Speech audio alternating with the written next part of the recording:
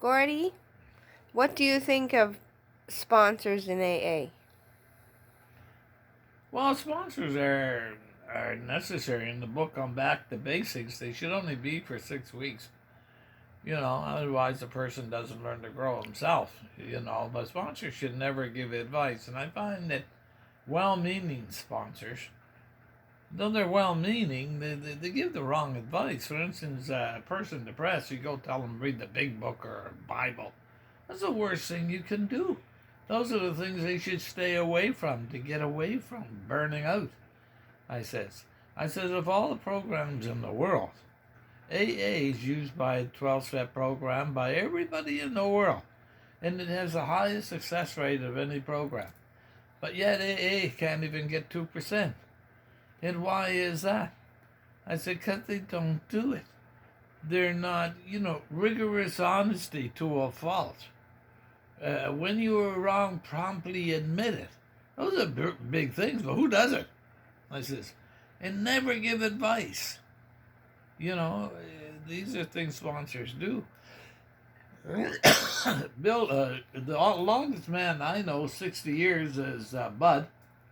He never called himself a sponsor. The old timers never did. I never did.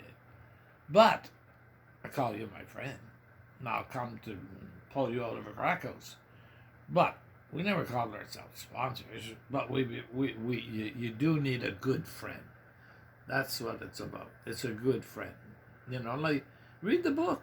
The sponsor learns as much from the sponsee as the sponsee learns. I'm not going to tell you that, though. Because they don't think. The biggest thing in addiction, and of all the courses I've ever took, the one thing you must do in life is never tell another person how to live. And that seems to be their main thing. Never ever tell a person how to live. You can suggest, you can answer them if they ask, only as a suggestion, but you never tell another person how to live. And that's what sponsors do. Well, but they mean well, but they're giving the wrong advice. Put a prayer on your fridge, do this. Like, I gave you one. Here's one. Say a prayer for them if you want forgiveness. Say a prayer for them and forgive them, and it'll be okay. That's not true. The truth is that the human brain won't hold on to garbage.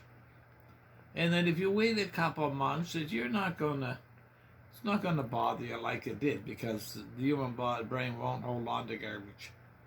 But be honest, you don't become friends with that guy. You ignore him. You do everything.